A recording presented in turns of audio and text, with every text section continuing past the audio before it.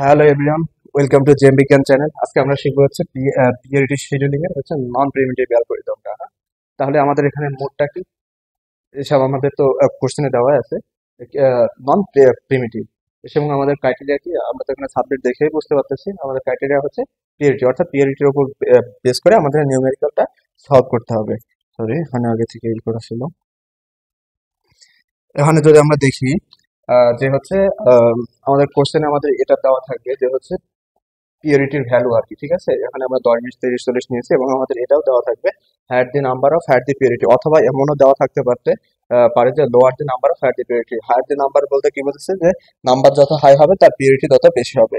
তাহলে এই নিউমেরিক্যালের ক্ষেত্রে কি হবে, যে হচ্ছে এর, সর্বোচ্চ নাম্বার হচ্ছে 40, অর্থাৎ এর পিওরিটি হয়তো মানে হবে সব থেকে বেশি। যদি এখানে দেওয়া থাকতো lower the number of higher the purity, তাহলে কি হয়তো এই নিউমেরিক্যাল ক্ষেত্রে 10 হচ্ছে সব থেকে ছোট নাম্বার, অর্থাৎ এর পিওরিটি হতো সব থেকে বেশি। তাহলে আমরা এই কোশ্চেনের উপর বেস করে এখন আমরা নিউমেরিক্যাল সলভ করব। ওকে, তাহলে দেখা যায় যে আমাদের হচ্ছে জ্ঞানটা সবসময় শুরু হবে আমাদের জিরো থেকে। তো আমাদের জিরোতে কোনো প্রসেস অ্যারাইভ হয়েছে কিনা সেটা দেখতে হবে। যদি আমরা দেখি আমাদের অনলি একটা প্রসেসই অ্যারাইভ হয়েছে, আমাদের প্রসেসটা কি, পিওন। যেহেতু আমাদের অনলি একটা প্রসেসই অ্যারাইভ মানে হয়েছে, সেক্ষেত্রে এর তো পিওরিটি দেখার কোনো মানে প্রয়োজন আমাদের হচ্ছে না, কারণ আমার প্রসেস অনলি একটাই আছে। তাহলে ওইটা আমরা দেখে দিই। পিওন। ওকে, এখন পিওনের বাস টাইম কত? পিওনের বাস টাইম হচ্ছে আমার পাস। আমার সাধারণত নন প্রিমিটিভ অ্যালগরিদমের ক্ষেত্রে কি হয়, যে একটা প্রসেস যত বড়ই হোক না কেন বা যত ছোটই হোক না কেন, সেটা যখন হচ্ছে রেডি অর্থাৎ র্যাম থেকে সিপিইউতে যাবে, ওর সম্পূর্ণ এক্সিকিউশন হবে, দেন ওর টার্মিনেট হবে। ও সিপিইউতে থাকা অবস্থায় কোনো অবস্থাতেই ও হচ্ছে ইন্টারাপ্ট হবে না, বা হচ্ছে ও হচ্ছে কন্টেক্ট সুইচ করবে না। মানে এটাই তো আমাদের নন প্রিমিটিভ অ্যালগরিদম, তাই না?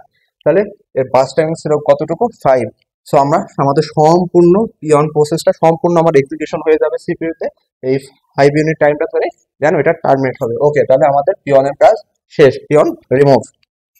দেন দেখতে হবে এই হচ্ছে 5 ইউনিট টাইমের মধ্যে নতুন কোনো প্রসেস আমাদের অ্যারাইভ হয়েছে কিনা। যদি আমরা দেখি, হ্যাঁ, আমাদের হচ্ছে তিনটা প্রসেসে আমাদের অ্যারাইভ হয়েছে, অর্থাৎ আমার সবগুলো প্রসেসে অ্যারাইভ হয়ে গেছে, P2, P3, P4। এখানে আমার হচ্ছে P2, P3, P4।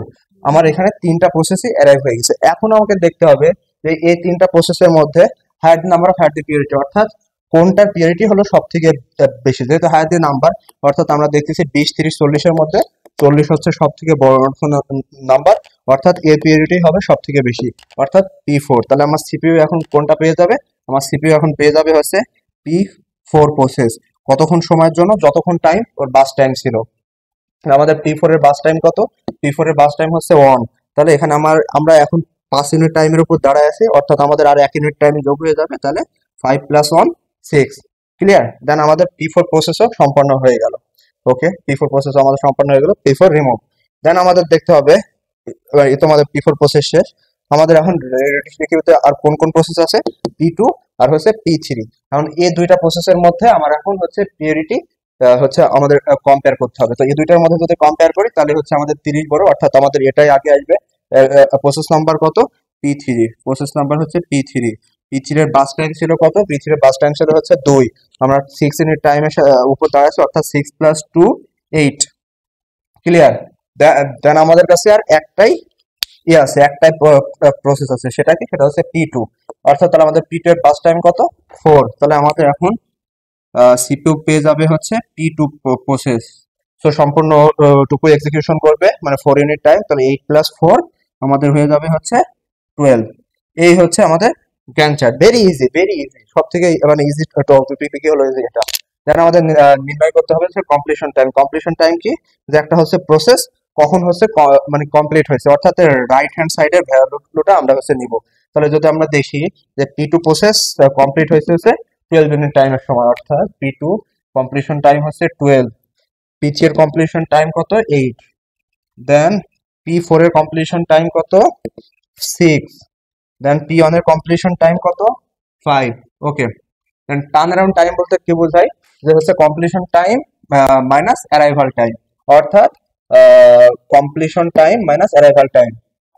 5 - 0 5, 12 - 1 11, 8 - 2 6, দেন 6 - 4 2।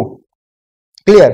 দেন আমাদের দেখতে হবে হচ্ছে ওয়েটিং টাইম। ওয়েটিং টাইমের ফর্মুলাটা কি, টার্ন অ্যারাউন্ড টাইম মাইনাস বাস টাইম। তাহলে আমরা দেখি turn around time minus bus time, 5 minus 5 0, 11 minus 4 7, 6 minus 2 4, then 2 minus 1 on।